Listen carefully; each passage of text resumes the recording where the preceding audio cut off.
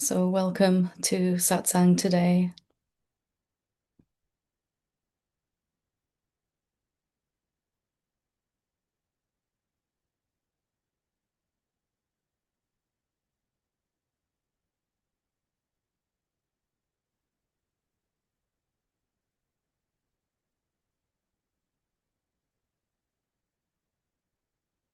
Um, Today, the subject that has been coming up several times this week is the subject of surrender and what that word means in this context of awakening. So, I thought it might be helpful to discuss that, just a short discussion I will give, and then I will open it up here for questions in a little while. Um,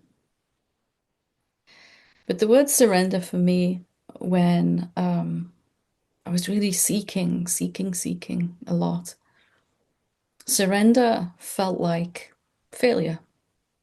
If you're in a battle and you surrender, you're kind of giving up and admitting defeat.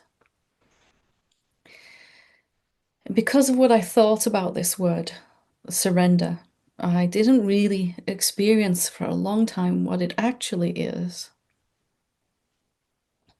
And I really wanted to just briefly talk about my experience with actual surrender.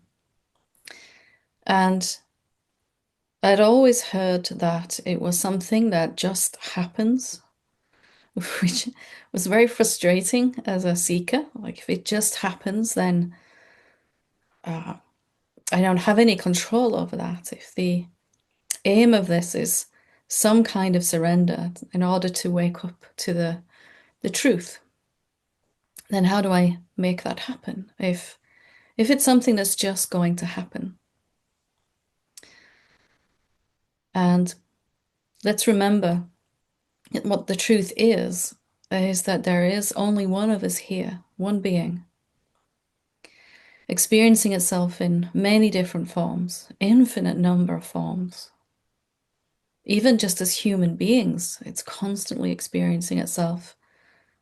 No two human bodies are ever the same completely. So, what is this surrender then? And how do we go about um, making it happen or allowing it to happen? First of all, for me, I had to find out what was supposed to surrender. And I'd heard from several teachers that the separate sense of a someone, that the sense of being a person wasn't real. There was no actual person here, just a sense of someone who was seeking the truth. Actually, seeking a lot of things, but truth was one of them. Peace, joy, abundance, all kinds of things. And that sense of a separate being, we can come to see, if we haven't already seen, that it's not really there at all, or that it is just a sense. It's not an actual thing. There is no separate entity. There is a collection of thoughts, emotions, sensations in the body, memories, desires, sense perception, all of that, which seems to make up a person, a someone. And because of that, we're so convinced for the longest time that it is this person that we think we are that needs to wake up to the truth. That if this person seeks hard enough, tries hard enough, that I'll be able to somehow eventually find the truth. And that somehow then this person will dissolve into that truth, that consciousness, that pure formless presence. So after a lot of seeking and trying, as I'm sure you might have experienced yourself, I'm laughing now, but it really wasn't funny at the time. It was like a nightmare that I couldn't quite wake up from. And A lot of seeking and getting nowhere, really, except a lot of frustration, anger, desperation, jealousy. Um, my separate sense of self decided to quit the path. I was giving up awakening, as if such a thing could happen. But I thought I was. And three, four, five times I just, okay, I'm stopping. I'm not watching any more satsang, not listening to any more teachers, certainly not going to read any more spiritual books. I think I managed about 5 hours one time before I found myself reading something again. So this surrender became clearer over this time that maybe it's not this separate I that has to surrender or let go, but maybe that the surrender that needs to happen is that I begin to question the way that I'm even trying to wake up. What was happening before was this someone, this seeker that I thought was being absolutely believed in. And the criticism was that if I just tried harder, criticism in my mind, or was more devoted or more sincere, that I would find the truth.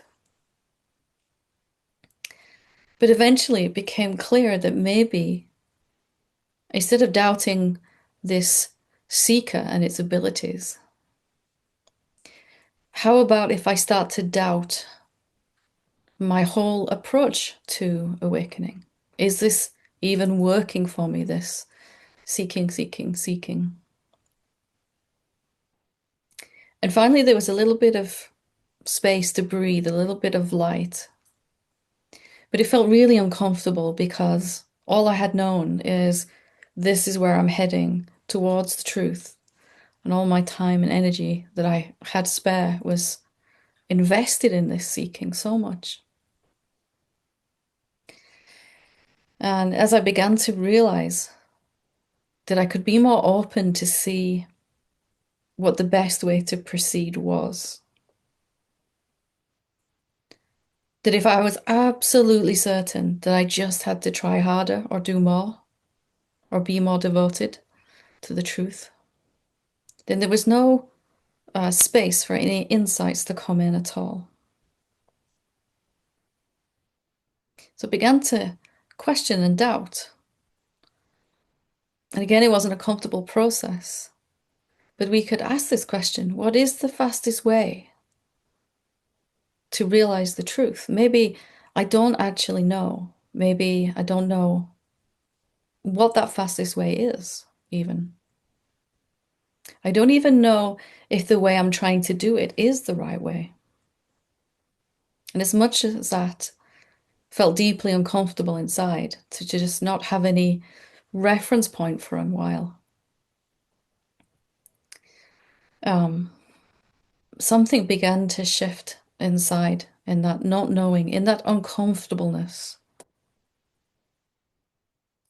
I began to realize the more I doubt what I think is true and question if there might be another way, the more I was just starting to feel a little bit of peace every now and again. And over time, this deepened into the recognition that maybe everything I had thought to be true, from the perspective of a separate being, did I really know that any of that was true? When I think about myself as a person, when I think about everything, everyone, what problems I think I have, and most of all, my spiritual problems, how to reach awakening or truth. And maybe those problems weren't what I thought they were also. And this collapsing began to happen. And I could understand why people had always said that surrender happens by itself. When you try to do something one way long enough, consistently, and it doesn't work, eventually there's an opening to maybe there's a better way. an easier way. So I'm trying to encourage that now. Let's save ourselves some time. If in one moment I can, just for a moment, stop asserting any sense of a personal will, I know what should happen. I know how to get to truth, awakening. I know that I'm not doing it right. Or I know that I'm not devoted enough to truth. And most of all, our big favorites, I know that I'm not good enough, not ready enough to reach the truth, to wake up in this lifetime to what's real. So surrender really is just for a moment, one of the many definitions of that word surrender. We can surrender right now together as a Sangha if we simply, for this moment, experience what it's like to not be asserting any kind of knowing as a person, any kind of will as a person. Even if we're doing it for a holy reason, a spiritual reason. I think if I do this, then I will wake up faster and easier. That is the thing that we're most sure about, the things that we're most certain about. And those are the things we have to surrender, those thoughts. What if anything I'm thinking might not be true about my willingness, my readiness, my worthiness, all of that? Are you willing to, for a moment, surrender those thoughts? And for a moment, just experiencing what it's like to just be without being someone trying to get somewhere, trying to achieve something. Or sometimes what we're doing with our will is trying to undo something. If I could take apart this person, then there'd only be truth left, says a thought. But what if all that is asked of us, first of all, is a momentary just not being sure of anything, even the really important things, such as I know I'm very far from the truth right now, or I'm very close to the truth, I'm almost there. I just need to let go of this one thing and then I'll be free. It never worked for me. There was always one more thing to let go of after that one. So surrender became something that I began to try to cultivate in terms of every now and again just checking in and seeing, am I strongly pushing towards something or against something? And can I see if I can just stop that for a moment? Every time I'm doing something like that, I'm really emphasizing that I am a person who can assert a will. And far from it being the terrible failure, actually, that my mind said it would be, if I stop trying to move towards anything, I'll never wake up. Oh, my mind told me. But the opposite was true. I could finally begin to recognize what was already here, already true. So surrender became something I actually started to understand. And it became more and more of a permanent way of living, actually. And all of our authentic spiritual practice is about bringing us to this place where we're willing and able and ready to admit that maybe we don't know anything about anything, from the mind's perspective at least. And I'm not against mind. I'm not against thought. It's a very useful tool. But when that's the only way that we're trying to find the truth, And even if we're practicing some authentic practice, such as meditation or self-inquiry, we might still be asserting our will. I know I'm not doing this right. I know that I'm no good at self-inquiry. I know that I'm never going to make it to the truth. I know I'm not ready yet. And all the other things that we think we know.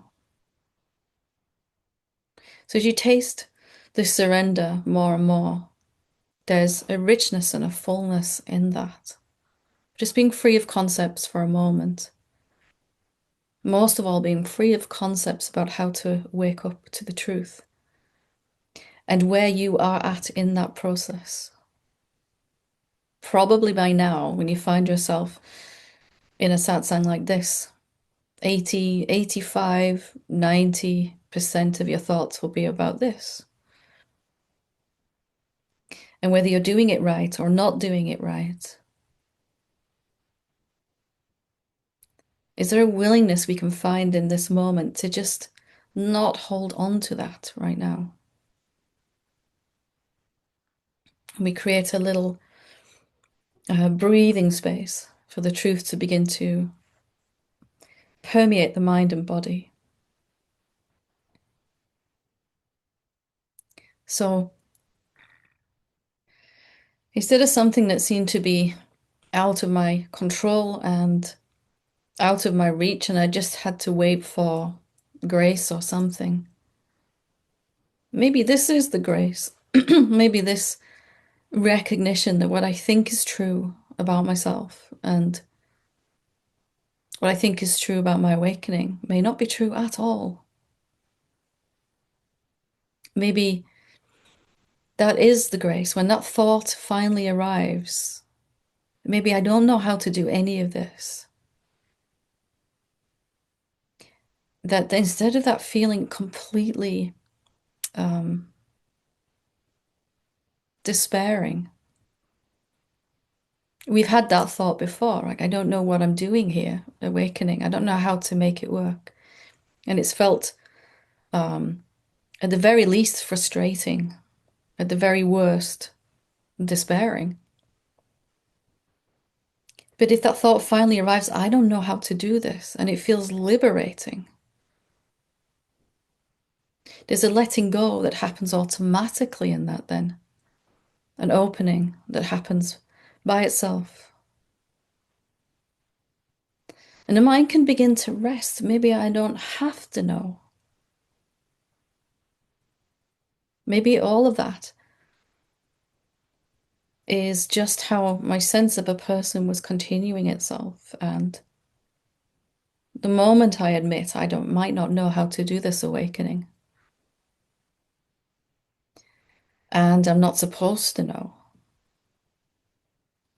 that all I am responsible for is stopping resisting continuously what is. And we do that by this thought process, asserting our sense of a separate self over and over. How many times have you had a seeing, a moment, a realization, a little epiphany? Ah, and then it's gone. And the very next thought that comes is, what did I do wrong? Why did I lose it? There's the assertion of our will. I'm sure that I did something wrong. Those are the thoughts we hold on to more than anything, actually. So, if what's been said here resonates, then can you stop every now and again and just see, what am I certain of right now? What am I so certain of? And we might not be thinking, I am a separate person consciously. But if I know I'm doing this right or wrong, or I'm not good enough, or I am good enough for this,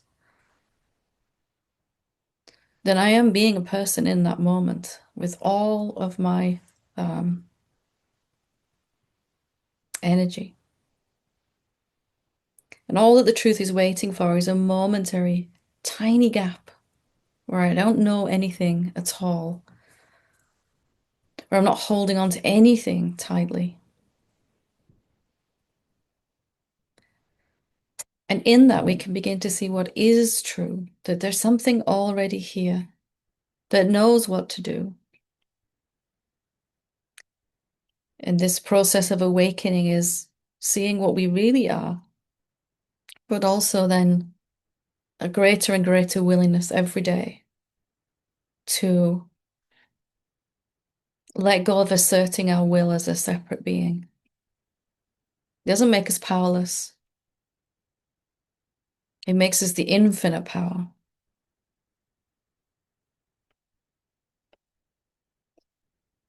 So again, checking in just every now and again. What am I certain about? What am I holding on to with tenacity? I was convinced that I was never, ever going to wake up to the truth and that I didn't deserve it anyway.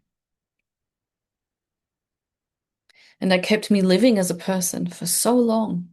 This idea that I'm supposed to know how to do this. I've got no idea how to do this. And that's why I'm happy. You can be happy too. If in any moment you look at what you think you know and ask yourself, are you willing to hold on to that still? So I made friends with this word surrender after all, and it has a whole different meaning. In fact, it came to mean the same inside as devotion, surrender and devotion. To me, they are the same. The more I love the truth, the less I'm willing to assert what is not real, is not true, no matter how convinced I am. So I hope that that is helpful to you. What are you certain of? And do you want to hold on to it?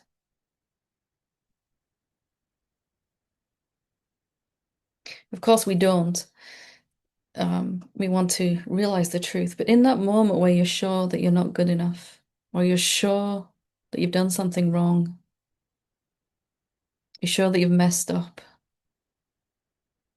you're sure that you're never going to wake up to the truth, then in that moment, will you let it go?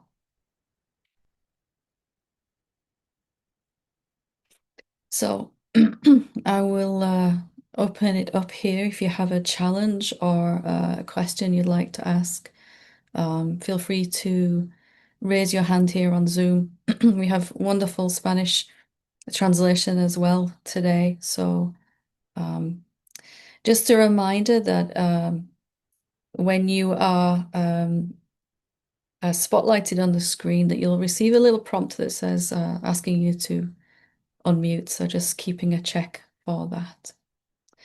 So we'll start with Olivera.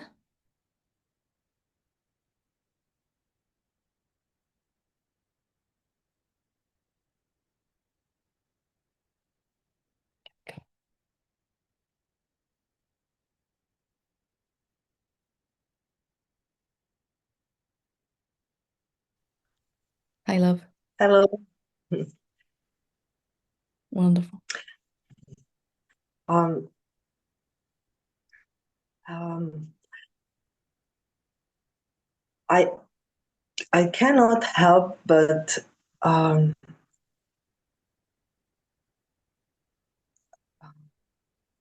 inquiring like almost all the time, and what I find is this vast, unbounded conscious space, nothingness,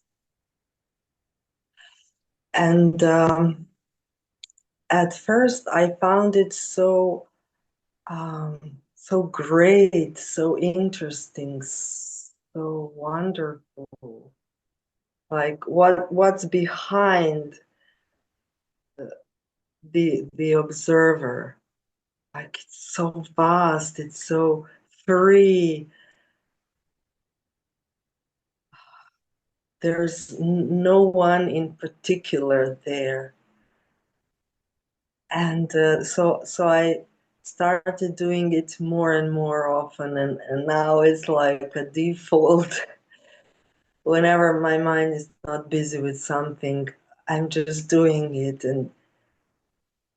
Beautiful. and uh, but but then it started just being so numb, like freeing, liberating, but numb. It almost feels as if I feel sorry for the person that was there, uh, that it's going away, fading away, and it feels a bit, I don't know, saddening. But I enjoy the equanimity because I was somebody who was triggered easily and um, ruled by all kinds of emotions, and now it's like not like that anymore, and it's less and less like that. But why this numbness and sadness? It's not like sad, but it's like where's this Olivera? Where, what happened to her? Well, let's dive into this because for me the same thing happened. Um, there was a feeling of grieving for who I thought I was, and a sense of the fact that I had invested so much time and energy in this person and all the things that it wanted. Um, and suddenly having to admit that it really wasn't real. Um, that was very uncomfortable. Wow. As much as a relief it was very uncomfortable also. Everything I thought I'd ever achieved as a person was always the consciousness anyway. But the mind can say that um, there's this grieving process for losing the person. But that really, we can examine that. Was it ever there in the first place? You can only grieve for something that has gone, that was there and is now gone, or going, disappearing. And it feels like that, doesn't it? It feels like I was a someone, and now all of that's Yeah. been kind of taken apart bit by bit. Now you're smiling. But can you lose something in this process of awakening? You still have your individual expression and all of your likes and dislikes, all of that. But that is the vast consciousness appearing as Olivera. Nothing is lost in that except our ability to suffer. That's the only thing you lose in this process. Yes, after deep, long-lasting depressions, anxieties, uh, pills, therapies, I just started doing this because it was so compelling. It was so um, uh,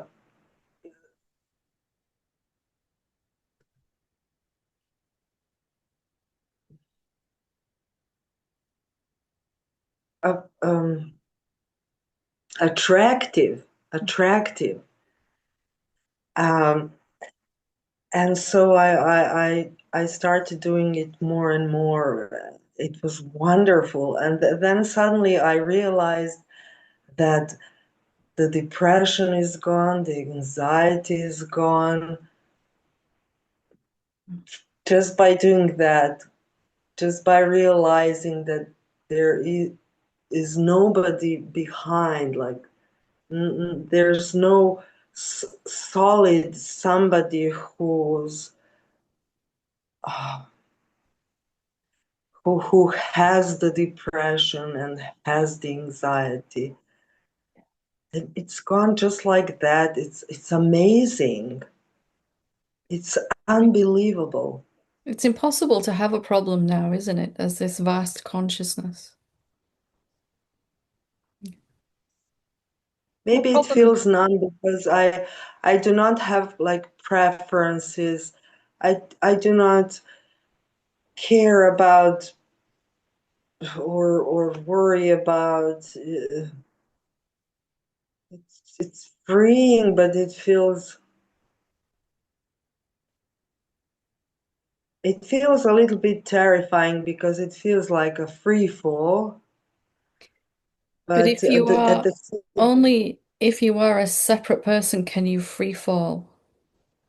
If you are already that which is here and have always been this vast consciousness, it's only a thought that's free falling.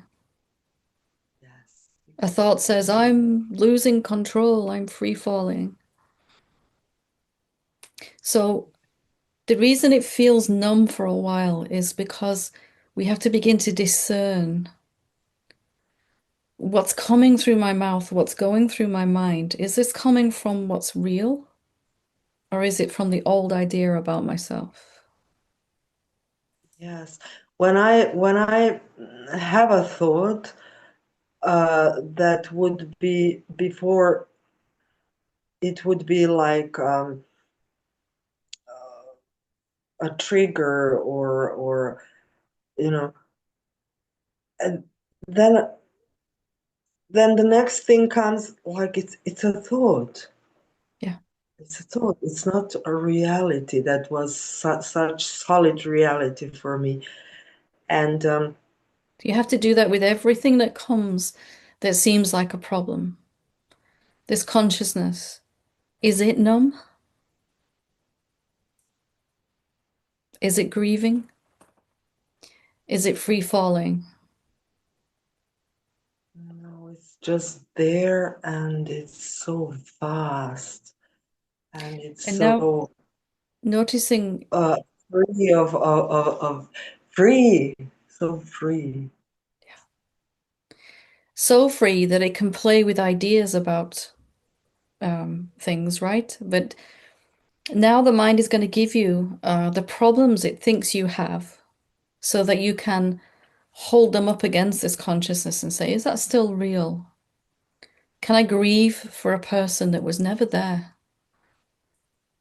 And as that is seen, as each problem is seen and discarded because it doesn't apply to you, consciousness, the more life force comes back in the body, and that equanimity that you were describing becomes a deep, deep peace, profound peace, and then joy. And then as it deepens even more, as you keep looking at these problems that mind gives you and saying, nope, that's not mine. Um, After joy comes, or sometimes even the same time, a deep sense of love and intimacy with everything. And then bliss as you keep going. And not, this is not why we're doing this discernment. We're discerning because we want to live as truth. But what starts off as just equanimity, there's so much more. As you gradually free yourself from all these ideas you've been investing in, all that life force that was used to believe in these thoughts is felt in the body as bliss and peace and deep sense of contentment that cannot be disturbed by anything. Wow. So I also wanted to ask you because it's being like most of my time it's just happening this this inquiry, who's Mhm. behind the experience, who's aware of the experience. And then, so I'm starting to not be so interested in worldly things. And so I wanted to ask you, so I'm not delusional about this. No, what happened for me is that some self-inquiry question just grabbed me. And at first I thought I was doing the self-inquiry, but it just started to happen more and more and more. And then it was eventually at a certain point, it was my every waking thought, every moment, it was kind of going on by itself. And I came out of that period of intense inquiry, um, unable to believe in anything, actually. And I'd looked at all these problems, as we were saying. So for a while, it feels like we're totally detaching from the world, that we're not so interested in the world. But really, what's happening is the more we go inside and see what's really, really true, if we go far enough inside, we'll come right back outside. We'll see ourselves everywhere in the world, the consciousness, everywhere, as everything. And then there's such a deep love affair with everything because you know what it is. Really, you're falling um, in love with the experience of what everything actually is, consciousness. And you're falling out of love with what you think about everything. What you think about the world is what you don't want, not the actual world, because it is consciousness disguised as form. So I don't want to live in here anymore, right? I want to live here. That's all that's happening. And it's totally to be celebrated as the most auspicious thing that could happen. Yeah, Thank you, Helen. thank I really needed to talk to you about this. you. It's everyone's question as As well, much, isn't it? It's everyone's question as well. Everyone goes through something like this. So thank you for sharing. thank Lots of you. I love. love you so. Thank you. Wonderful.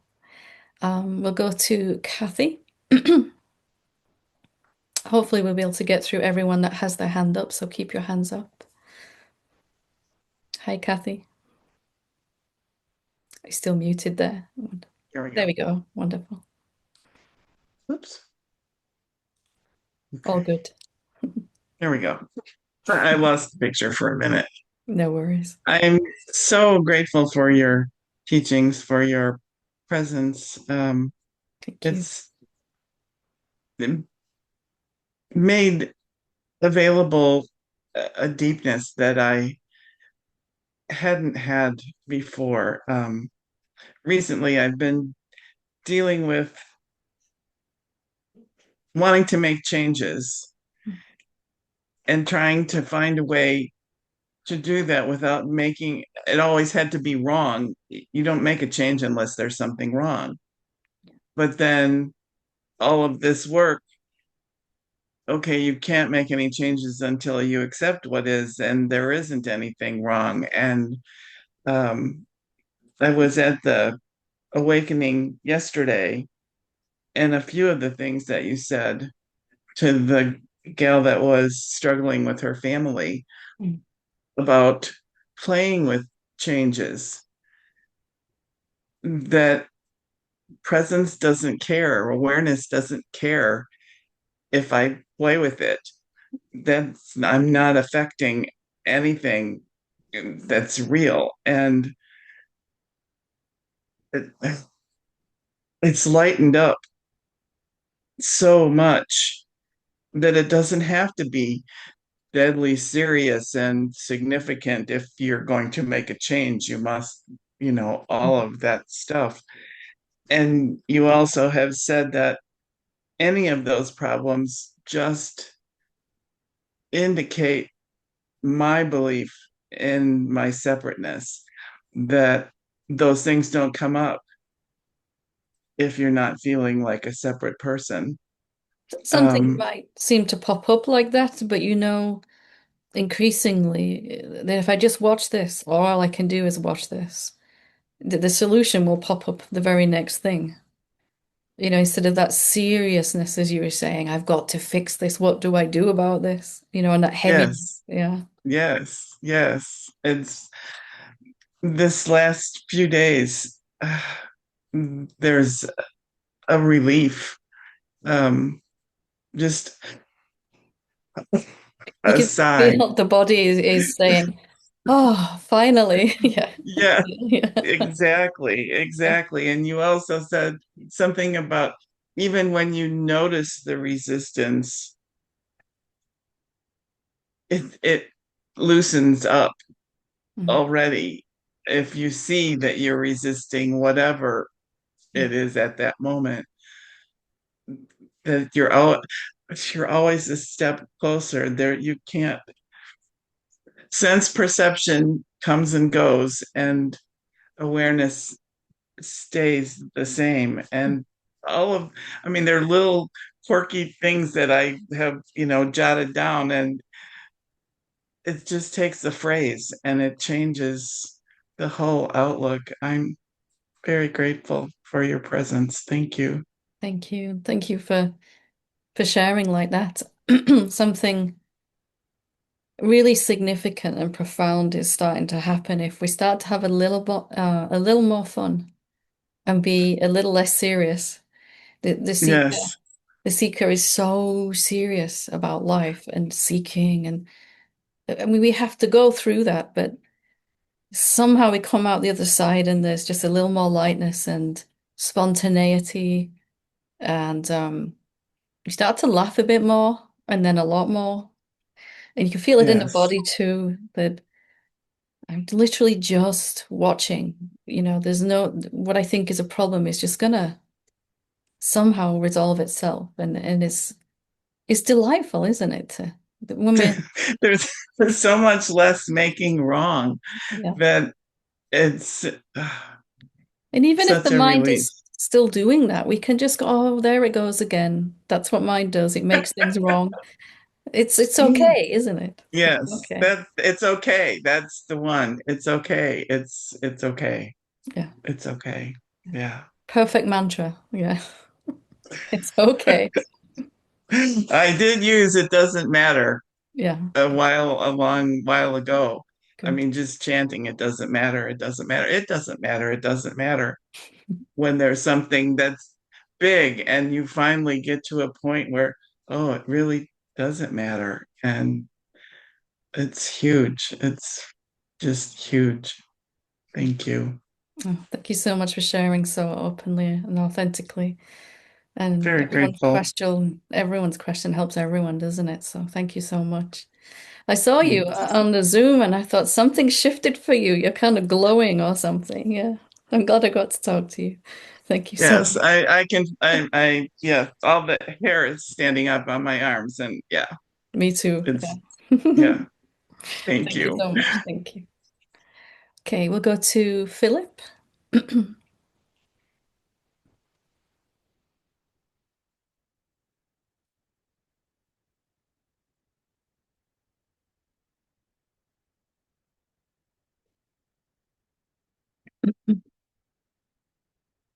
There we go. Wonderful.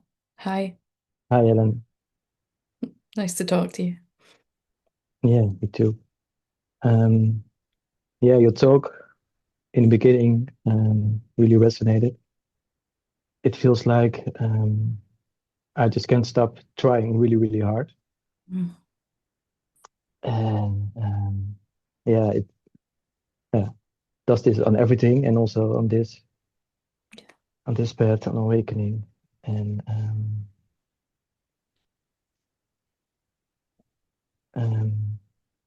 yeah, as a result, it just generates a lot of mind activity.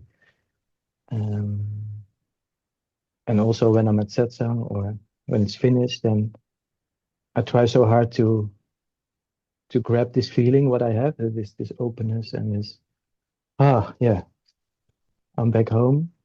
And yeah, then after satsang it just goes crazy a bit for like for a few days. I'm just trying to hold on, and I see it. I know it's not me, but it's I also cannot stop it. Do you need to stop it?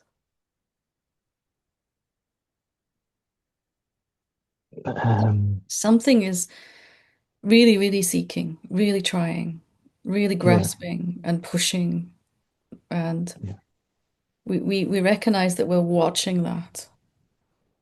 But perhaps the thing that we can see deeper today here is, are we affected by that at all? And are we even the one that's trying to stop the seeking? Is that even you?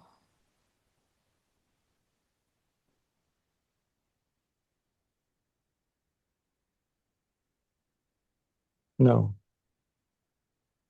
Do you need to do anything about this? You know, in Satsang, there's this feeling of connection and openness, and we like it, of course. And then maybe later there's something trying to hold on to that. But let's be clear that that's not you. You are watching both, right? You are watching right now. Maybe the body feels more relaxed and open, and the mind might be a little quieter or not. And then later the mind will be going crazy. You've lost it. You've messed it up, whatever it's saying. And the body will feel tighter and contracted and whatever. And there's this seeking, seeking, seeking going on. Like, a hamster going around on a wheel, just going, going, going, going. But are you affected by any of that? What are you? Let's look together. yeah, yeah. That's also what I try to do every time to go Yeah. back. Let's have a look Yeah, right now together. yeah, What are you?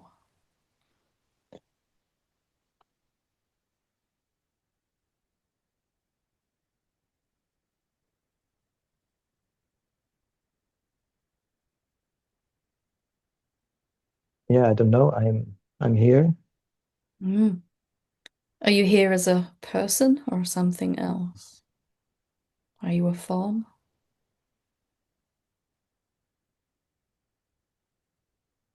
Yeah, I feel there is a person.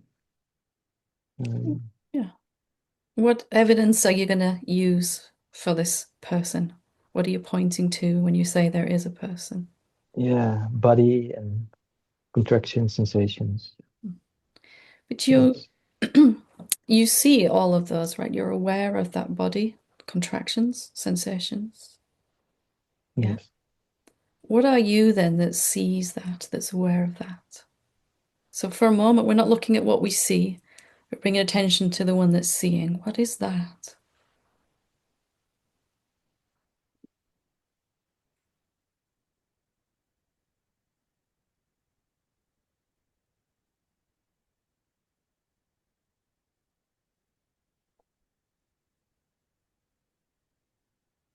That's me. I'm seeing. What is this me? Is it an object? What you see No, is objects, but are you an object, a form? no. Tell me about you then. Introduce me to you. Are you form or formless? I'm formless. Hmm, Yeah, I've beautiful. always been. And where are you as this formlessness?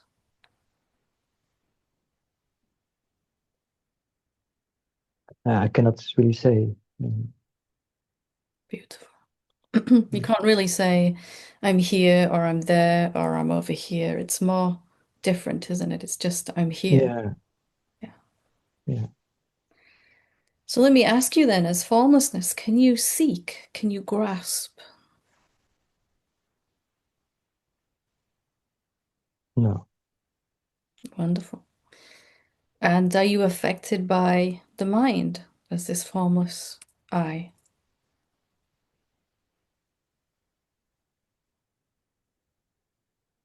no, Do you need the seeking to stop?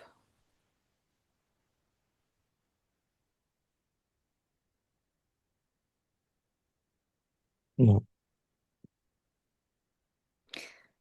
Can you do anything to make it stop?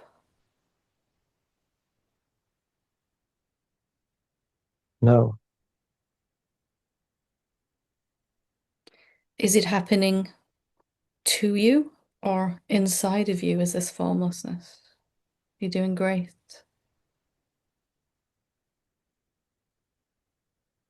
Yeah, inside of me. Mm. And it's not the same then, is it? It's not experienced the same. It's just there's many objects appearing inside of you, thoughts, body, everything, right? And the Yeah, seekingness is just an energy that's arising inside. yeah. Is it affecting you? Let's just be really clear. There's this formless I.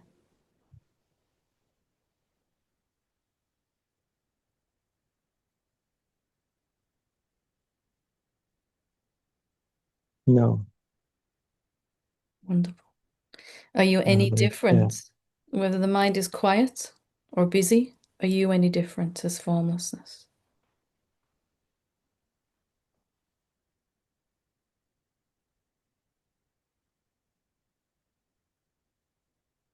no, And let's just check one more time. Is there a little Philip running around inside the formlessness that needs to make anything stop?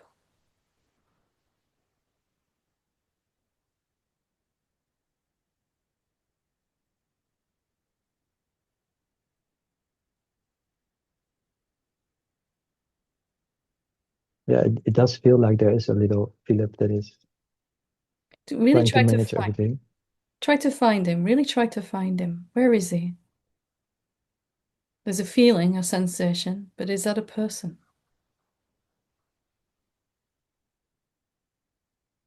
Yeah, but what is a person? Mm, A person would have to be something that is separate to every other person, right? We looked for yeah, what you are, and we found something that was seeing, that was aware. And when we looked at that, we found it was not a thing at all, not a person at all, right? It was something much bigger, more profound, and actually formless. A person would have to be some kind of form, wouldn't it? yeah, But can any form, whether subtle, like a sense of a person, or gross and tangible, like a body, can any form affect you as this formlessness? no, Can anything in the entire universe affect you then? Let's go really big. mhm,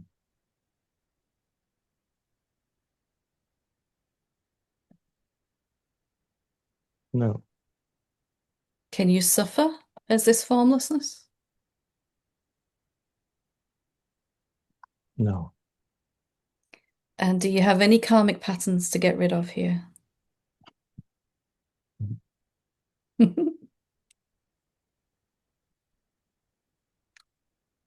There's a strong belief that I do. I Yeah, noticed that. but let's look, Uh-huh. let's really look.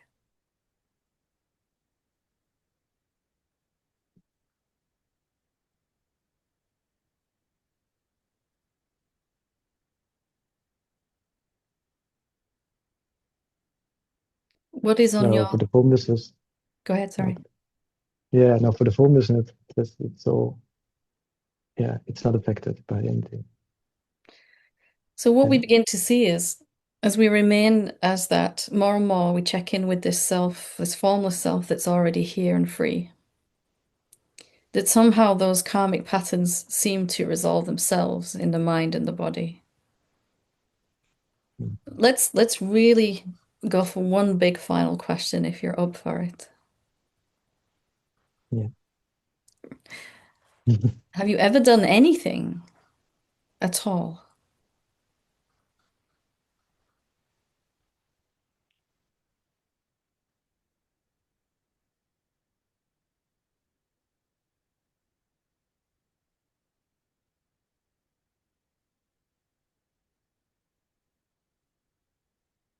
The body's doing, the mind is yeah, thinking about doing, but have you ever done anything?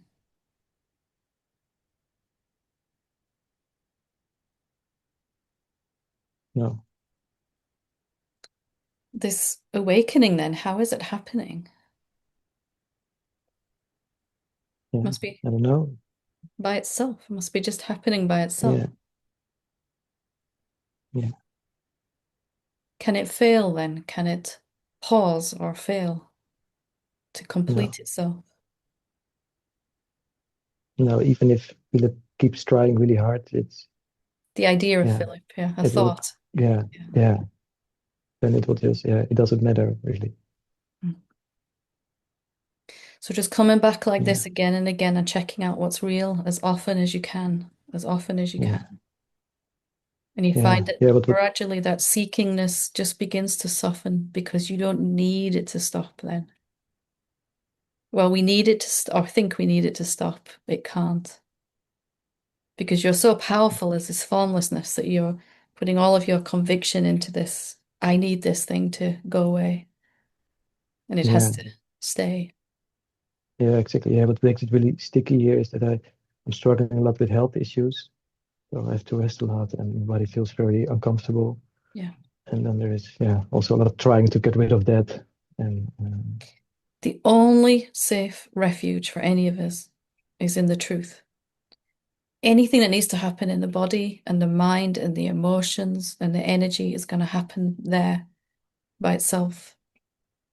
It's actually our imagined trying to make it happen that stops it happening. Thinking I can do something about this gets in the way of it actually being resolved spontaneously, just like awakening is, as we were saying. mm, So yeah, we're not saying to but ignore the body or mind. Of course, we look no, after them, but let's do that from the right place. I am here. yeah, I'm already free. yeah, Yeah. yeah. So every time, yeah, The look at it body, again and again. yeah, as Yeah, often as you what is can. real? Yeah, Like, not from a place of hard work, but because no, it's joyful to check in and see that I'm already free. I'm still free. yeah, I'm still free. yeah, Yeah. yeah. And what I want to say, when I checked for a person, actually, all I could feel was um, um, well, like the pain of separation. Um, yeah, that's it. It's just a pain, a sensation, Yeah, right? Not a person. yeah. No, exactly. It's just Who does it belong yeah, a to? misunderstanding. Who does it belong to?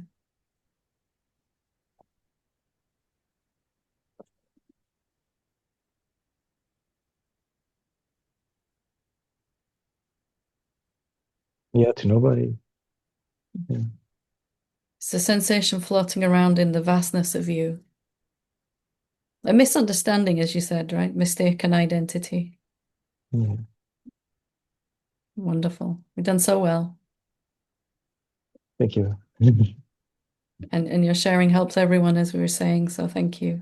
Thank you so much. Yeah, thank you Good so to much, talk to you. Helen. Love you too. Thank you. Okay, we will go to Enrique Ortega first. Two Enriques.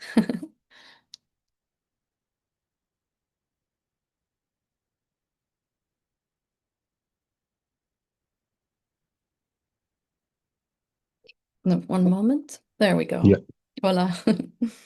Ahora, hola, All good. hola Helen, hola Sanga. Am, la pregunta que tengo está justamente conectada con lo último que ha citado Philip o ha hablado con Philip sobre los patrones kármicos. No, the question that I'd like to ask is linked with what you spoke with Philip about karmic patterns. Okay. Y, y a la vez está relacionado en ese proceso de entrega personal. And it's also related to this process of giving over, a personal giving over. Mhm. Con algo que has dicho anteriormente, que es esa sensación de incomodidad cuando uno está cuestionando, cuando uno no sabe dónde agarrarse. And it's about this thing you've spoken about before, about this uncomfortableness when Mhm. one is questioning. Entonces, la pregunta viene desde esa sensación de incomodidad. So the question comes from the feeling of uncomfortableness. He oído aquí y en otros lugares hablar, por un lado, de los patrones kármicos y a la vez que no existen los patrones kármicos en el yo único, en la presencia infinita. So have heard here and in other places that karmic patterns don't exist.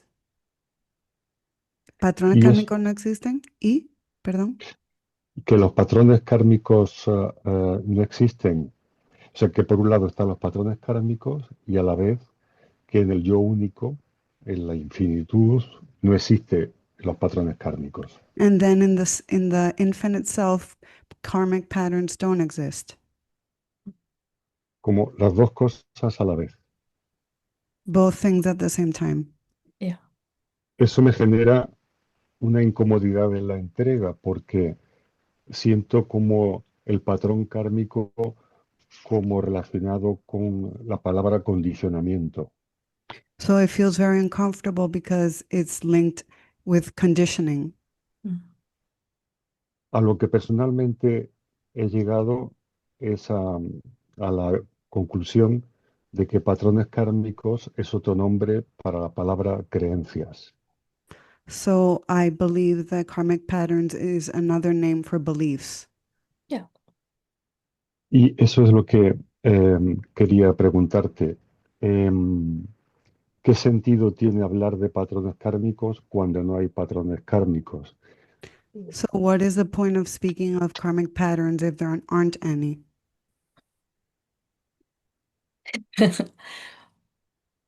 Because we all think there is until there isn't, until we see there isn't. We all think that they exist. When I think I am a separate person, a someone, a seeker, then there will seem to be so many karmic patterns. And they will seem to be endless, and I will have no success at transcending them. Or very, very, very, very, very slow, really slow. When I see who I really am already, I'll see that they aren't real, those karmic patterns. But I'll have to see that a few times again and again and again. If there's no person, then there's no patterns of that person, no beliefs of that person. And all of the authentic spiritual practice that we do here is to show us that we're already free of those patterns, that they don't affect us and never did. Mind says we do contemplation or uh, self-inquiry to free ourselves, to get free. But really, it's to show us that we're already free. So if someone can hear me when I say there are no karmic patterns, if there is no person, it's finished. But then 2 minutes later, we might really be feeling unworthy again, or ashamed, or scared, or something. And we might be accidentally trying to fix something again, going back into trying to get rid of something. But every time we see who we really are, it's somehow destroying our ability to go back to that illusion again.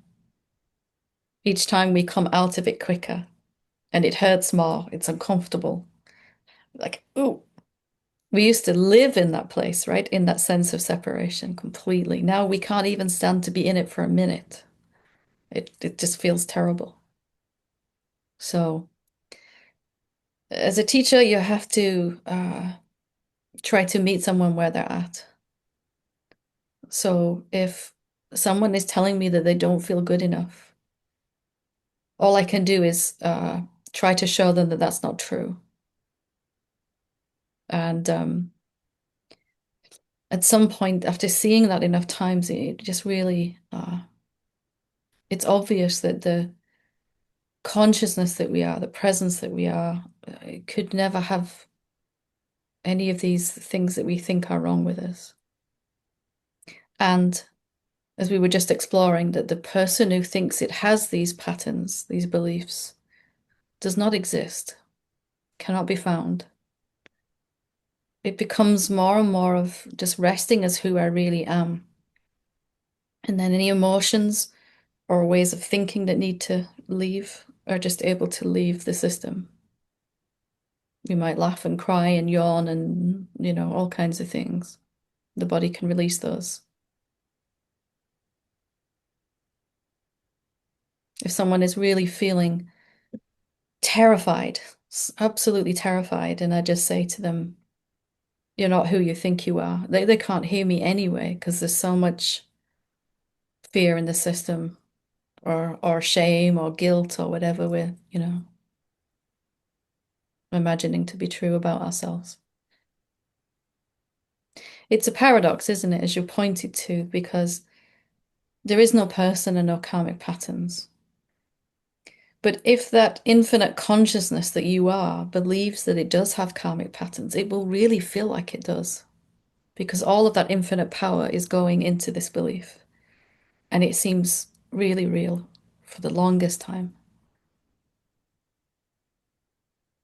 Mm. Entonces, patrones kármicos, digamos que es otra forma de llamar eso de la historia personal de uno. So karmic patterns are another way of calling the personal story. Yeah, they're like the branches on the tree of the person. No tree, trunk, no branches, you know. They're one and the same.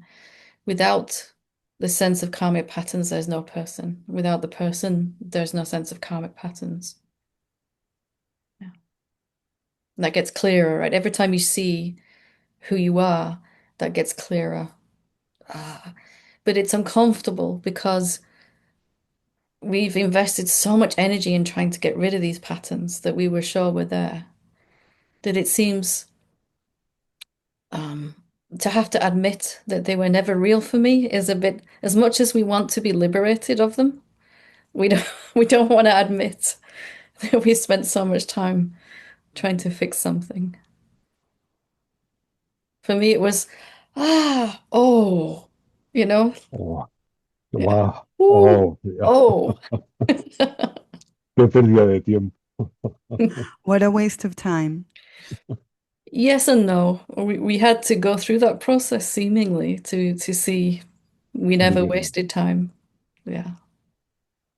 Really, you were always just watching, and it was mind that was trying to free itself.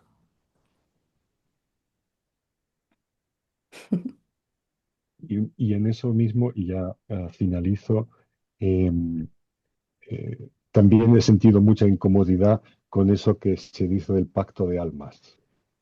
I've also felt a little bit uncomfortable with this thing of a pact of souls. Hmm. Cuando se dice que unas almas que venimos mediante un acuerdo, un pacto, que yo no sé muy bien con quién pactamos ni con quién So firmamos. some souls come and they make a pact with other souls, and I'm not sure how it works. And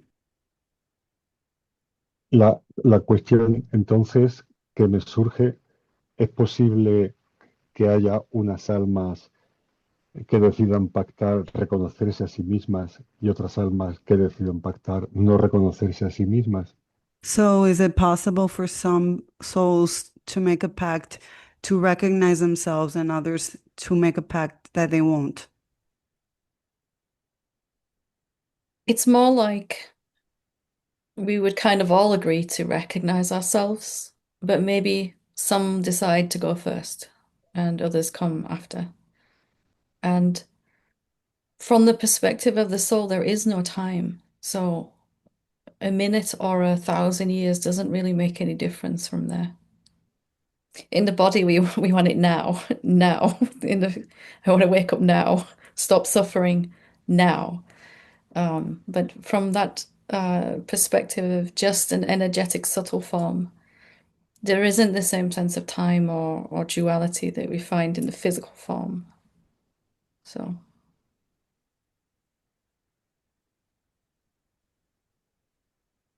really, it's all happening now anyway, isn't it? If there is no time.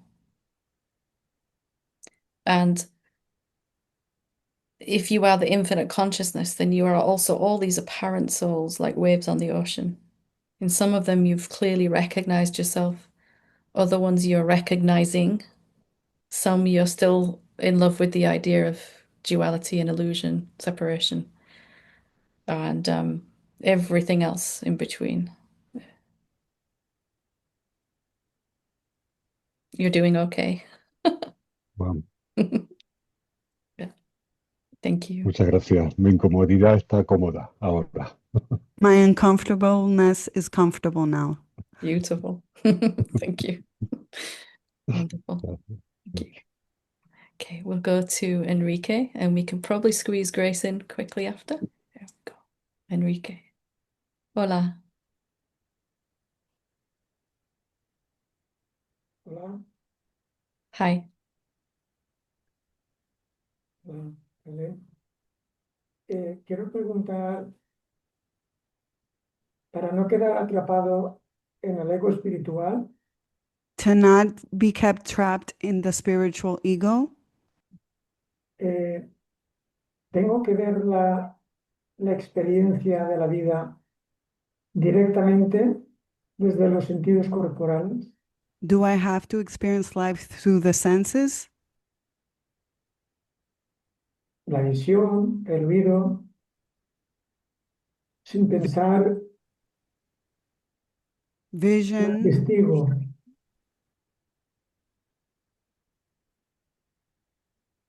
sin intención, sin pensar en el testigo,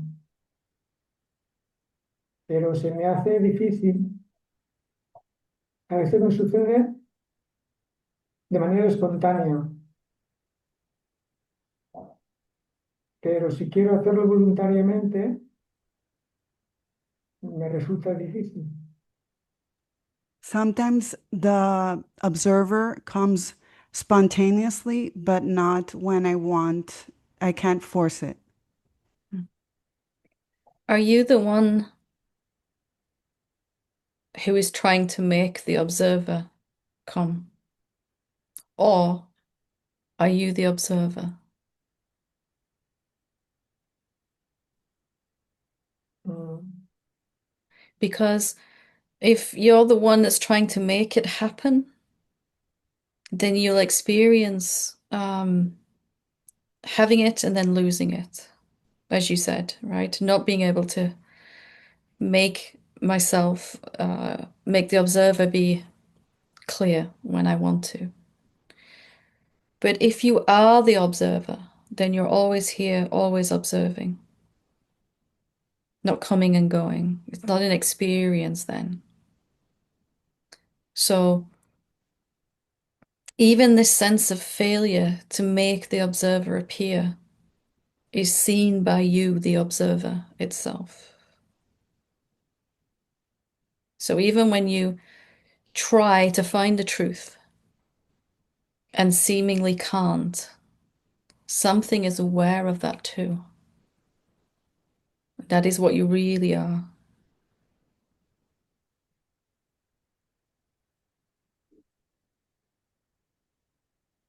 ya, entiendo. Eso sería, a ver, un ejemplo, That would be an como, example. como si yo fuera personaje de una película Like if I were a character in a movie y no me diera cuenta que no necesito observar ni modificar la película. and that I didn't realize that I didn't have to change the movie. Absolutely. We think we are a character in the movie trying to make another character change. And then we think we are a character in the movie trying to affect the one watching the movie. And all we come to see is I'm watching this movie from my sofa and I'm just watching what's happening on the TV screen. And that I've always been just watching. So the character on the screen thinks I can't make awakening work. I can't do it. But that which is already awakened is simply watching this, observing this. So awakening is not really reaching the truth, but realizing I am already the truth. That whatever's going on the screen has really got nothing to do with me. I'm just free already here, watching. We can prove that right now if we realize every single experience that's ever happened to you, something has been aware of it. There's something here that's always watching. Whether the body and mind feel peaceful, blissful, disturbed, in pain, something knows both of those. Something is equally aware of both of those extremes.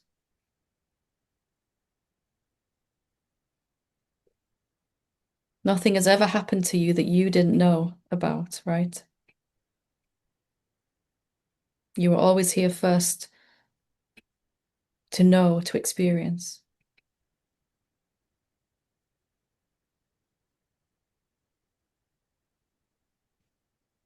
Sí.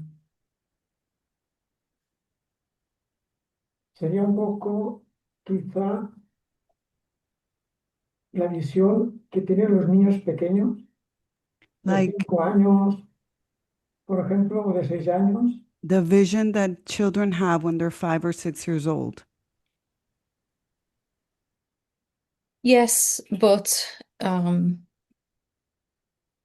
consciousness is recognizing itself now, and it's not going to be overshadowed again by the sense of separation. A child may have an experience of being consciousness, but it won't stay because the child is going to eventually start to develop a sense of a separate person. What I want, what I need, what I like, all of that. And eventually, consciousness is finished with experiencing itself as a person and says, oh, it's too small, too limiting. And it comes to recognize itself as consciousness, not as a person. And then it can never be confused again, can never be limited again.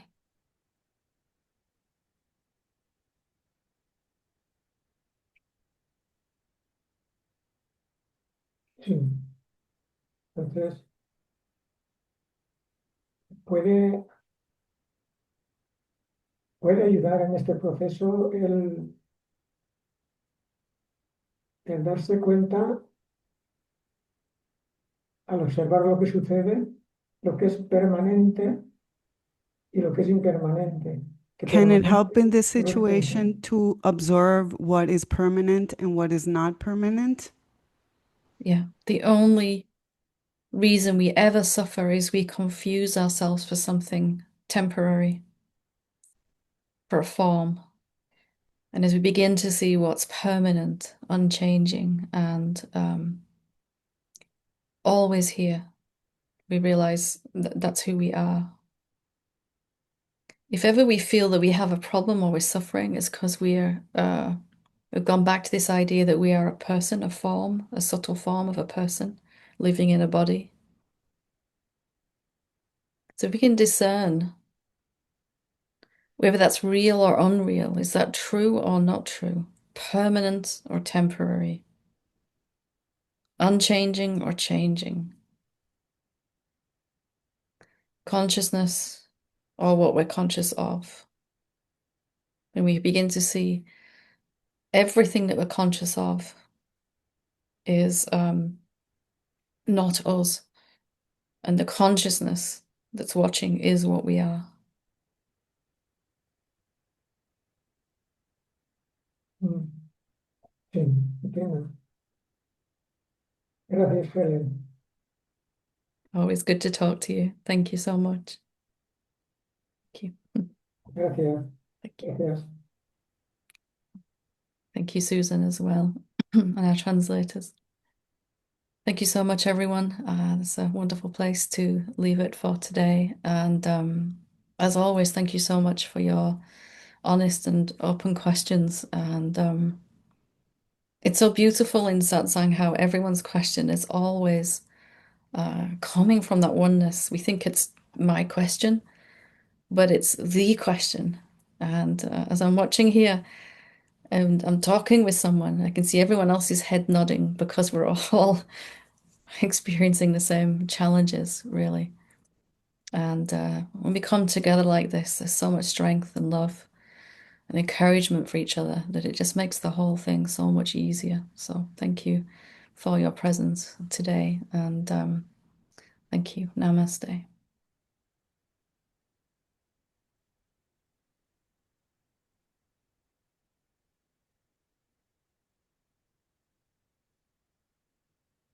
Buenas noches a todos y a todas.